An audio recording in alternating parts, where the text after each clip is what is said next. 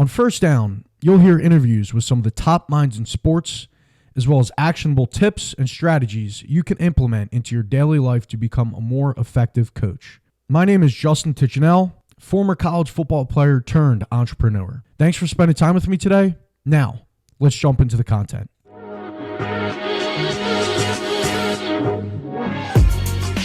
Coach Pulte is the wide receivers coach at Weber High School, which is out in Utah. So to kick things off, Coach, can you just share with the audience a little bit about your background and how you've gotten involved in your current role?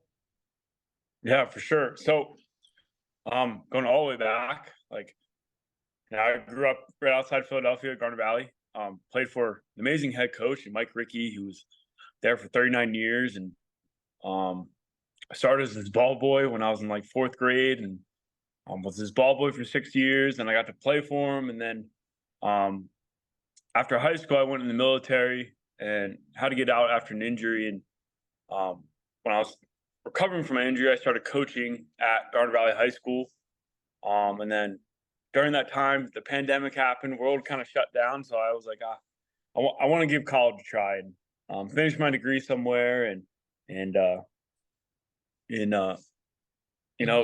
try the next level. So I sent 450 emails to Division I, Division II, Division III schools, and Weber State I went to Weber State, and I worked for Weber State University football for about 2 seasons in recruiting, and then as a defensive assistant. I worked with the defensive backs, and then I ended up starting my student teaching and working for a school district. So I went back to the high school level at Weber High School, where I worked for a head coach in Jason Anderson, and then I worked for another coach, Matt Hammer, who was the offensive coordinator at Weber State during my time there, and they've been both great mentors to me. So that's kind of how I ended up coaching football in Utah as a boy from Pennsylvania, outside of Philadelphia. Yeah, it's really cool. And Coach Pulte and I, we were just talking about it. So Coach Mike Rickey, he was on my podcast around this time last year, and we actually know each other through the Maxwell Club. So pretty small world, just talking about that. So being a young coach yourself, Coach, what advice would you give to other guys that are around our age that are just starting off in the profession? One, you don't know everything. I think I've been around a lot of great coaches and a lot of great mentors, and I've been around coaches my age. And I think you have to have that kind of mindset that you can learn something every single day. I went from coaching running backs, and we called it a sniffer at Garnet Valley, in a split back veer offense. And then I came out to Weber State and worked for a head coach in Jay Hill, who is now the defensive coordinator at BYU out in Utah. And they ran a really complex defense, and I've never coached defense, played defense, and I was drinking out of a fire hose every single day. But I learned a ton during my time there at Weber State, and I think don't pigeonhole yourself as one. I got to work with special teams, I got to work with kickers, punters, learn every element of the game. Obviously, if you're a receiver, maybe you want to gravitate going back to coaching receivers at some point in your career, but I think be open to making yourself uncomfortable, because I think that's where most growth happens. I grew as a coach substantially, just how I learned how to lead meetings from the coach I was working for, Joe Dale, who was an exceptional teacher. And then from how to run practice, how to, run a defensive scheme, from what I learned from Jay Hill. So I think one is, don't pigeonhole yourself into one side of the ball or one position or even one area of a football element. So.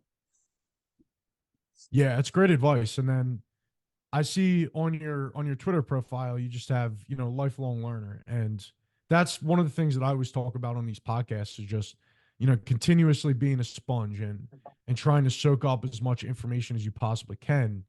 So For sure. Can you give an example of maybe, because I guess what year would this be for you now? Going on year 4?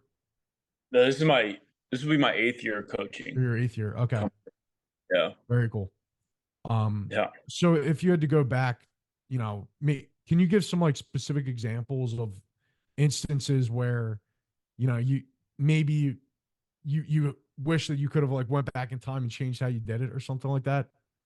Yeah, for sure. I remember ooh, it was like so I started coaching at Garnet Valley. It was my first year, and we were doing this drill, and I was helping with coaching the running backs at the time, and um, we were working on like split back veer steps, like an outside veer. And I planned this drill, and I thought it was going to work substantially. And I was like, oh, this is a great drill. Like, I had planned it, I had to go. And then I got to practice, and I was like, this is not how I even thought of it was going to go. And I can look back at that time. I was so mad. I was like, why aren't these players getting it? What is going on? And I think looking back at that time, like, you're always going to grow as a teacher. Like, I got my degree in physical education. I do a lot of work with kids with disabilities and intellectual disabilities and physical disabilities. And um, that's what it's kind of helped me make me a better teacher and coach when I go to a football setting. So I think like you have to be able to adapt. And um, I think one is like, yeah, you're gonna have this perfect drill plan, but you got to be able to have a plan B. So now I come into practice every day, and I'll have like 3 drills that I can do in one different setting or one part of practice. If one drill, if the kids aren't understanding it, or if it's not going smoothly, or we're not getting out what we want. And that's some things I've learned from Coach Ricky, and like he was big on having no lines, and like I've always taken that wherever I coach. Like I don't want players standing in lines, standing around, and um, I think that's what like always have the guys moving and quick and concise, and um, get the best out of a drill that can help them teach and have it translate to a game like scenario. Yeah. And then I remember Coach Ricky and we were talking about the core values of Garnet Valley, and I For can't remember sure. exactly everything, but one of Oh the yeah. things that we talked about was just oneness. But yeah, can you Yep. talk about some of those, the Yeah. core values of So Garnet? I'm sitting at a desk right now, and the pyramids hang on the wall. So um, and it's on my fridge in Utah. Like it's everything how I live my life. Like so like obviously oneness is like we're all going to be in this together. We're going to win together, lose together. Everyone has a role. Um, growing up, when I was playing in Garnet Valley, I was not a starter. I was not this you know, big time recruit. No, I'm 5'6", and at the time in high school I was 180 pounds, but I was a scout team guy, and I kind of take that mentality to my entire life after football. Like, like the scout team guy, you're gonna serve people, you're gonna serve the starters on Friday nights. You're gonna people aren't always gonna see the work you put in, but you're always gonna put it in the background to help prepare someone else. So that's one thing Coach Ricky did emphasize a lot. Like everyone had a role in the program, whether you were the starting quarterback or whether you're the third string long snapper. Um, he coached everyone the same, and he treated everyone the same. That's something I take in my coaching career every single day. Like I'm never gonna treat a kid differently, just because he's the starting quarterback and he's the sophomore fifth string left tackle. I don't care. Like you're part of our football program. I'm gonna coach you the same, get the best out of you. Um, and then character, selflessness, and hard work. Like, there's been a lot. Like we can all go through life, and there's been a lot of times where we're pissed off, or someone does us wrong, or whatever it may be. And like, my values, and I've always turned back to what I've learned from Garnet Valley football, and during those times, and like, how am I going to react? Or Coach Ricky would always preach, control what you can, and you can control your effort, your attitude every single day.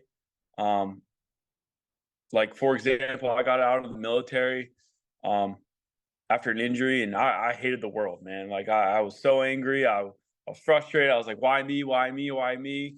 And I'm looking at the pyramid right now, and it says refuse to be the victim. And I had to get out of that victim mentality and just push on with life. And I think the pyramids helped me graduate college and do all this awesome stuff in my career as a coach, and move out to Utah, kind of take a win on that. So, but those are some of the core values that I still live through, and the pyramid is always going to be a big part of my life in any aspect, whether it's football or my family, or someday when I'm a husband and I have kids, whatever it may be.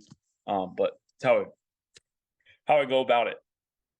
Yeah, and I mean that's just hearing about Coach Richie's impact on his former players, and I've talked to some of his other former players too. That's the kind of coach that I think we all aspire to be, is somebody who can Sure. not only win games but also impact everybody's lives. And I think the cool thing that you were talking about was just the fact that you weren't a big time player, and No, Coach Ricky like treated everybody the same, and that's another thing that I think is crucial as a coach, is to coach everybody the same regardless of where they stand in the program. for sure. So any last words of advice, Coach, that you want to share with the audience today?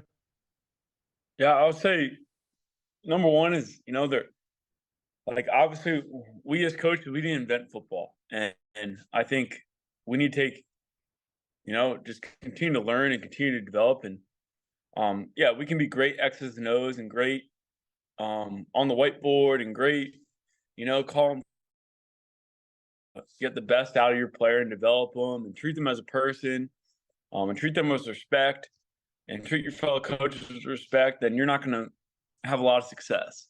So I think that's some things I've seen throughout my coaching career is, I think people get honed in on just X's and O's, X's and O's, X's and O's, and not worry about the actual person they're coaching.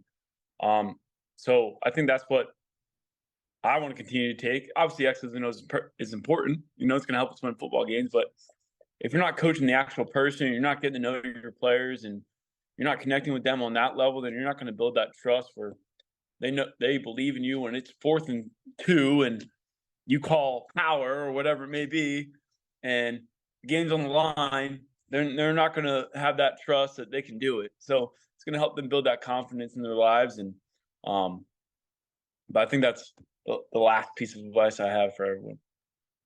Definitely. Couldn't agree more, Coach. Well, thank you very much for sharing everything today, and Sure. really small world with our connections there.